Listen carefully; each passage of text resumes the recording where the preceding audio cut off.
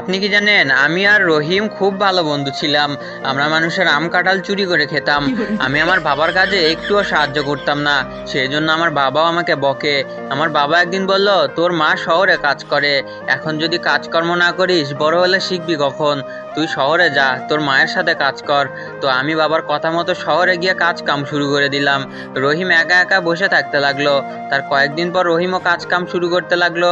1 বছর কেটে গেল। আমার সাহেবেরা দেশের বাড়ি গেল। আমি আমার গ্রামের বাড়ি চলে আসলাম। রহিম আমাকে দেখে কি খেতে দেয় না বসতে দেয়। আমি বললাম, তুই কি ইংরেজি জানিস? রহিম বলল, তুই জানিস? আমি বললাম, ইয়েস, নো, ভেরি গুড। রহিম বলল, এর মানে কি? আমি বললাম, পাগল, ইংরেজির কি কোনো মানে হয় নাকি? রহিম বলল, তুই কত টাকা জোগাড় করেছিস? আমি বললাম, এই তো 1 ব্যাগ। তার মধ্যে 1 টাকাও আমি খরচ করিনি। সাহেবেরা ওখানে খেতে দেয়, জামা কাপড় দেয়। রহিম বলল, আমি এই টাকার অর্ধেকও জোগাড় করতে পারিনি। সারাদিন রোদে পুড়ে গায়ের চামড়া পুড়ে গিয়েছে। তুই কি আমাকে তোর সাথে শহরে নিয়ে যাবি? আমি রহিমকে বললাম, ওইটা অনেক বড় শহর, তুই থাকতে পারবি? রহিম বলল, হ্যাঁ। তো আমি রহিমকে বললাম, চল যাই, আর হ্যাঁ, ট্রেন ধরতে হবে, অনেক পথ হেঁটে যেতে হবে। তো